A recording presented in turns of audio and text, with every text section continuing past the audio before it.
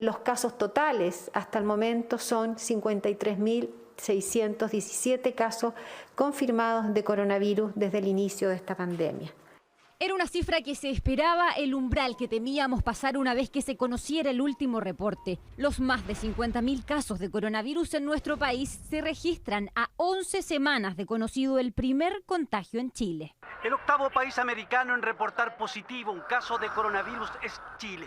El paciente es un hombre de 33 años que trabaja en San Javier, región del Maule. Lo sabemos, la enfermedad llegó a Chile prácticamente 3 meses después que la conociera el mundo y 30 días más tarde de lo que vivió Europa.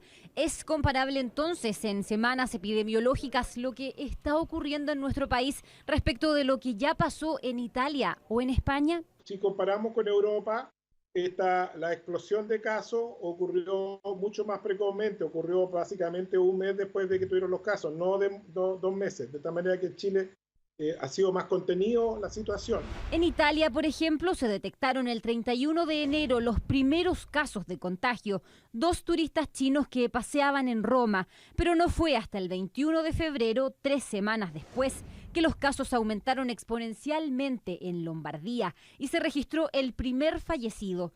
Pasaría un mes desde aquel día para que el país totalizara más de 50.000 contagios, 53.578 exactamente. En Europa la situación fue distinta porque la gente se quedaba en sus casas y no se hacían los exámenes y solo si estaba grave al hospital y se le hacían los exámenes. En España, en tanto, vivían días de duro confinamiento. El 14 de marzo se declaró el estado de alerta e inmediatamente se impuso la cuarentena. Lo que buscaba, tal como en Chile, era reducir el número de contagios. Ese día ya eran 6.332 los positivos para coronavirus. En menos de 2 semanas alcanzarían los 56.188 contagiados. La saturación fue tal que básicamente medimos la magnitud de la epidemia por la cantidad de muertos o fallecidos que hubo en esos países durante esos días. Considerando solo el número de fallecidos que cada uno tenía al superar los 50.000 contagios, esta es la comparación. Italia, por ejemplo, ya contaba 4.832 muertos, España muy pocos menos y en Chile los fallecidos ya suman 544. Esta tabla no considera el total de habitantes de cada país. La letalidad de nosotros 1,7%, que es bastante razonable comparado con Europa, que es del orden en Italia, España, Francia, del orden del 10%. Y si revisamos qué pasó en América, Estados Unidos no tardó en liderar las listas de fallecidos por coronavirus. El primer caso aquí se detectó el 21 de enero, pero hubo desde la máxima autoridad un discurso por bajar el perfil a la pandemia. No hay razón para sentir pánico, le pregunté a distintos médicos.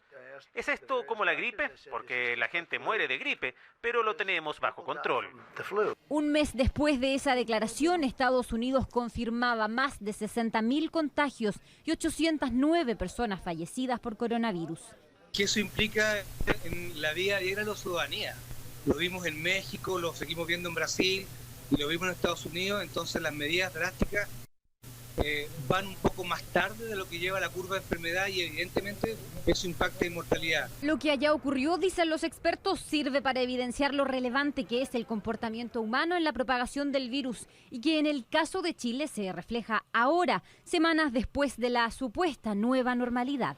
Aquí hubo un quiebre de incidencia cuando se dio el mensaje de que aparentemente ya estábamos pasando el pic de la enfermedad y eso fue lo que nos jugó en contra en general. De igual manera, el efecto de establecer cuarentena obligatoria para la región metropolitana debiera significar una disminución de casos positivos en las próximas 2 semanas.